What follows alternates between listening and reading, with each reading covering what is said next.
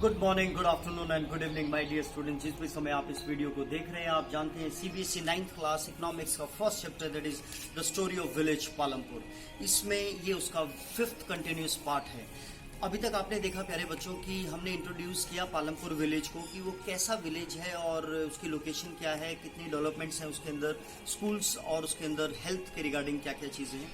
फिर हमने देखा फैक्टर्स फॉर प्रोडक्शन, जिसमें हमने देखा land, labour, physical capital and human capital. तो हम वन बाय वन इन चीजों को अभी हम जैसे देख रहे थे, तो उसमें हमने लैंड को 4 पार्ट्स में डिवाइड किया। That first was that land is fixed, है ना, and the second one was that from the same piece of land we can produce the more crop, है ना, व्हाट आर द मेथड्स। फिर हमने उसमें देखा प्यारे बच्चों कि विल लैंड सस्टेन, और फिर हमने देखा कि how the land was distributed in village Palampur among the farmers. फिर हमने देखा 5th पॉइंट की लेबर जो है, labour from where we get the labour, तो उसमें हमने देखा था small, medium and large farmers, है ना। और फिर अब जो आज हम करने जा रहे हैं 2 टॉपिक्स और प्लस उसके बाद the capital needed in farming. तो जब ये फार्मिंग जब की जाती है तो उसमें पैसा तो चाहिए ऑब्वियस। आपको पता है कि जब से मॉडर्न फार्मिंग हम लोग करने लगे हैं तब से पैसे की जो लागत है वो ज्यादा बढ़ गई है। हमने देखा था ना कि जो उसमें हमें HYV सीड्स चाहिए, उसके लिए हमें इरिगेशन के लिए हमें पानी ज्यादा चाहिए, पेस्टिसाइड्स चाहिए, केमिकल्स चाहिए। तो उसके कारण क्या हुआ, जो कॉस्ट ऑफ कल्टीवेशन था, जो कॉस्ट ऑफ क्रॉप था, वो इंक्रीज हो गया, राइट।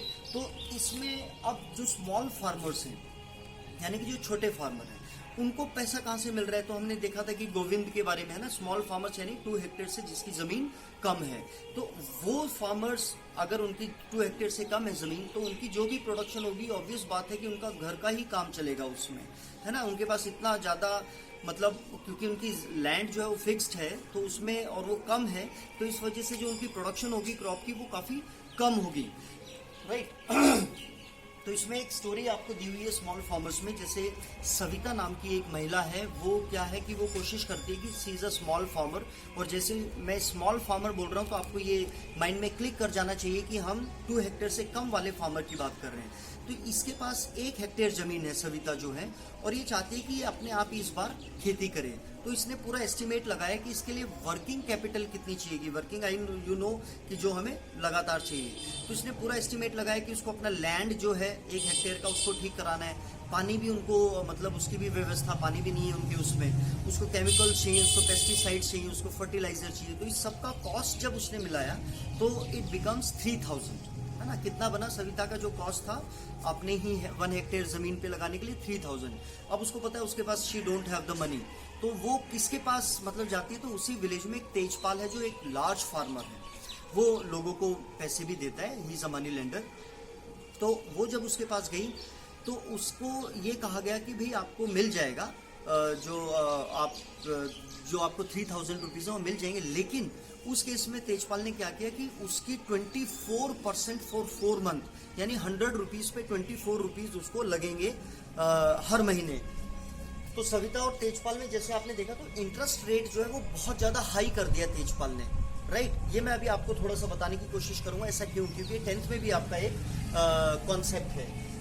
और जब उसने मतलब 3000 दिए 24 रेट ऑफ इंटरेस्ट में, परसेंट रेट ऑफ इंटरेस्ट में, साथ में उसने शर्त रखी कि भाई सविता को कल्टीवेशन के, हार्वेस्टिंग के टाइम पे उसके खेत में भी काम करना पड़ेगा at the cost of 35 rupees per day, जो कि बहुत कम है ना।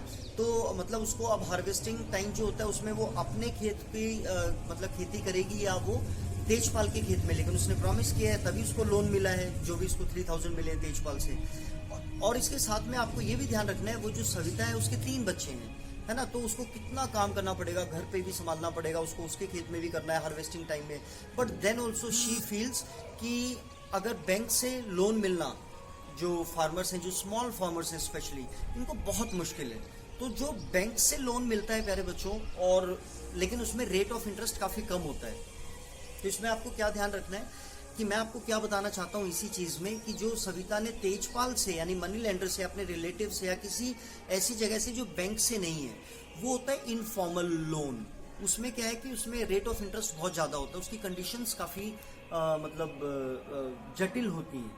लेकिन जब हम फॉर्मल सेक्टर से लेते हैं, लेकिन तो वहां पे रेट ऑफ इंटरेस्ट कम होता है, बट उनको काफ़ी डॉक्यूमेंटेशंस देने पड़ते हैं जो गरीब आदमी के पास होता नहीं है ज़्यादातर, है ना। उनको अपनी कोई ना कोई चीज़ मॉर्टगेज पे रखनी पड़ती है, राइट। तो ये जो चीज़ें हैं, this loan system is divided into two part. One is formal. Formal वो है जब हम बैंक से लेते हैं लोन, और इनफॉर्मल वो है जो हम किसी मनी लेंडर से लेते हैं, किसी फ्रेंड से लेते हैं, या किसी ट्रेडर से लेते हैं, ठीक है। लेकिन उसमें रेट ऑफ इंटरेस्ट ज़्यादा होता है और फॉर्मल में रेट ऑफ इंटरेस्ट कम होता है, लेकिन उसमें डॉक्यूमेंटेशन पूरी नहीं हो पाती, इसलिए स्मॉल फार्मर्स जो हैं वो it's not easy for them to take the loan from formal sector. Okay, तो this is about the money कहाँ से आएगा। तो हमने स्मॉल फार्मर्स को देखा। अब जो मीडियम और जो लार्ज फार्मर है, इनकी अपनी सेविंग होती है प्यारे बच्चों। इनकी अपनी सेविंग कैसे होती है, क्योंकि जैसे मैंने बताया कि जब ये लोग फार्मिंग करते हैं स्मॉल फार्मर, तो उनकी जो सरप्लस यानी कि जो बच जाती है, अपने पास कुछ हिस्सा रख के जो बाकी की जो फसल है उसको वो क्या करते हैं, वो उनको बेच देते हैं किनके पास, ट्रेडर्स के पास। तो जब वो ट्रेडर के पास जाते हैं तो जो भी सरप्लस है और उसके पास जो उनको पैसा मिलता है, तो या तो वो बैंक में रखते हैं उसको, या फिर वो क्या करते हैं कि उसको मतलब मनी लेंडर के तौर पे पैसा किसी को उधारी देना हो, जैसे तेजपाल दे रहा है। तो हम यहाँ पे तेजपाल की बात करेंगे मीडियम और लार्ज फार्मर्स में।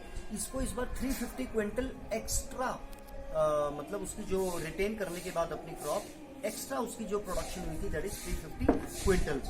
अब वो 350 क्विंटल्स का लास्ट ईयर उसने क्या किया था, लमसम इतना ही उसको लास्ट ईयर भी फायदा हुआ था।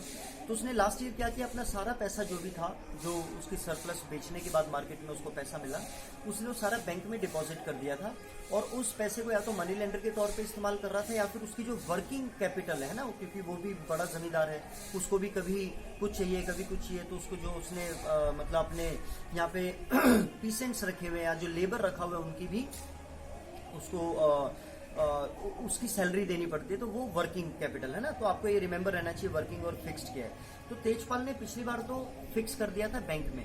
इस बार उसने क्या सोचा है कि इस बार जो उसको फायदा हुआ है सारे को मिला के वो एक ट्रैक्टर खरीदेगा। तो जो ट्रैक्टर होगा वो तेजपाल का क्या होगा, फिक्स्ड कैपिटल, यानी कि एक बार इन्वेस्टमेंट करनी है और उसके बाद वो काफी लंबे समय तक रहेगी। I hope you are able to differentiate between the physical capital, it is divided into working and fixed capital, है ना। तो हमने सविता में देखा कि उसको वर्किंग कैपिटल कितनी चाहिए थी, हमने तेजपाल में भी देखा कि वर्किंग कैपिटल जो उसको चाहिए थी वो तो उसने इस्तेमाल की ही की, साथ में उसने इस बार ट्रैक्टर भी खरीद लिया for as a fixed capital. तो ये हमने देखा कैपिटल नीडेड इन फार्मिंग। तो जो 7th है that is sale of surplus product. ये और कुछ नहीं है, सरप्लस जैसे मैंने आपको बताया था कि अगर मैं एक किसान हूं, मान लो मैं तेजपाल हूं, तो मेरे पास मान लो 5000 या मतलब 500 क्विंटल मेरे पास जो मेरी राइस है उसकी प्रोडक्शन हुई है, उसमें से कुछ मैं अपने पास रख लूंगा, जो बाकी बच गया तो दैट इज सरप्लस, है ना, वो मतलब ज्यादा है, तो उसको मैं मार्केट में बेच के आऊंगा। तो जब हम इसको देख रहे हैं सेल ऑफ सरप्लस, तो इसमें हम एक चीज ध्यान रखेंगे, हमारा 4th था ह्यूमन कैपिटल। ह्यूमन कैपिटल के लिए जो आपका नेक्स्ट चैप्टर इकोनॉमिक्स का, वो बिल्कुल मतलब उसी के ऊपर है, लेकिन हम इसमें भी उसको देखेंगे कि ये सरप्लस में किस तरीके से जो भी इन तीनों फैक्टर्स ऑफ प्रोडक्शन को जो इस्तेमाल कर रहा है, that is the 4th one, है ना। तो जैसे तेजपाल है, सविता है, they are also the 4th one, that is human capital. तो produce crop with 3 factors of production. हमने अभी तक क्या देखा कि हमने 3 जो फैक्टर्स ऑफ प्रोडक्शन है उनका हमने देख लिया, उनकी डिटेल में क्या क्या, लैंड, लेबर एंड कैपिटल, है ना, फिजिकल कैपिटल। अब हम क्या देख रहे हैं, द 4th वन और द सरप्लस। तो स्मॉल फार्मर जो है, जैसे सविता और गोविंद जो है, आप इससे खुद ही अंदाजा लगा सकते हैं, क्योंकि वो उनके पास 1 हेक्टेयर की जमीन है, तो उनके पास सरप्लस नहीं होगा, है ना, उनके पास मतलब बहुत कम बचा होगा, तो उनको मतलब उनकी जो सेविंग है वो बहुत कम होगी। और दूसरी तरफ अगर हम पिछले वाले में ही कंपेयर करें तो इसमें भी सेम है, जो मीडियम और लार्ज जो फार्मर है उनकी जो मतलब सरप्लस जो क्रॉप है वो ज्यादा होगी, और उनके पास सेविंग्स भी ज्यादा होगी, जिसको वो इस्तेमाल करते हैं अलग अलग चीजों में। So medium and large supply to the market, यानी कि जो मार्केट में, यानी कि जो मंडियों में जो फसल जाती है उसको मीडियम या लार्ज फार्मर ही मतलब वहां पे सप्लाई करता है, क्योंकि उनकी सरप्लस ज्यादा है। वहां से फिर वो लोग क्या करते हैं, जो ट्रेडर्स होते हैं मार्केट में, वो शॉपकीपर्स तक चीजों को पहुंचाते हैं रिटेल में। ये हमने देखा surplus. These both are more or less same. उसमें हम सिर्फ उसकी बात कर रहे थे कि मनी कैसे चाहिए, और साथ में हमने सरप्लस देखा, उसके थ्रू मनी आती है ना, तो स्मॉल और मीडियम एंड लार्ज फार्मर। तो ये आपकी वो 7 पॉइंट्स थे प्यारे बच्चों। इसके साथ में आपको एक चीज़ ध्यान रखनी है, अभी तक हमने सारी चीज़ें जो भी देखी वो है फार्मिंग से रिलेटेड, है ना। खेती कैसे करनी है, लैंड कैसे डिस्ट्रीब्यूटेड है, लैंड कैसे फिक्स्ड है। इसके अलावा गांव में और भी कई एक्टिविटीज़ होती हैं जो आपको पता है, जैसे नॉन फार्म एक्टिविटीज़ को क्या बोलते हैं, यानी फार्मिंग होती तो हमने जिनके बारे में अभी तक पढ़ा। नॉन फार्मिंग एक्टिविटी कौन सी होगी, जो फार्मिंग से रिलेटेड नहीं होगी, यानी जिसमें हम खेत में जाके काम नहीं कर रहे। तो जैसे डेयरी, है ना, आपको पता है दूध का काफ़ी काम होता है। अगर हम पालमपुर की ही बात करें तो वो रायगंज और शाहपुर में मतलब ट्रेडर्स बैठे, वो फिर उसके बाद डेयरी का मतलब जो काम है करते हैं। तो that is not a farming activity, that is non farming. ऐसी स्मॉल स्केल मैन्युफैक्चरिंग, इसमें मिश्री लाल की स्टोरी है, वो आप देखेंगे। इट्स वेरी इजी, वो कैसे गुड़ का उसने एक छोटी सी अपनी प्रोडक्शन स्टार्ट की, यूनिट स्टार्ट की, और कैसे वो थोड़ा सा उसमें फायदा उठा रहा है। तो फिर ऐसी शॉपकीपर, इसमें भी एक स्टोरी है, दैट इज करीम के बारे में ना। उसने कंप्यूटर सेंटर खोला, कैसे उसने अपना माइंड यूज करके, दो उनके गांव में ऐसी लेडीज थी जिनको कंप्यूटर एप्लीकेशंस की नॉलेज थी, और उसने जमीन एक हायर की और उन दोनों का इस्तेमाल करके उसने अपना कंप्यूटर सेंटर स्टार्ट किया, है ना। और उससे उसने काफी फायदा भी उसको हुआ। फिर ट्रांसपोर्टेशन, आपको पता है एक जगह से दूसरी जगह चीजें लाने ले जाने में जो मतलब चीज़ें चाहिए, दैट इज़ इन ट्रांसपोर्टेशन। और ये गांव में भी चाहिए, चाहे वो पालमपुर हो या कोई सा भी गांव हो।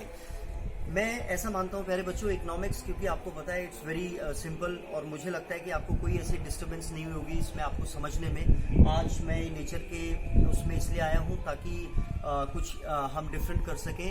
तो this is all about today's, और ये चैप्टर आपका ओवर हो गया है। Thank you, love you, good luck.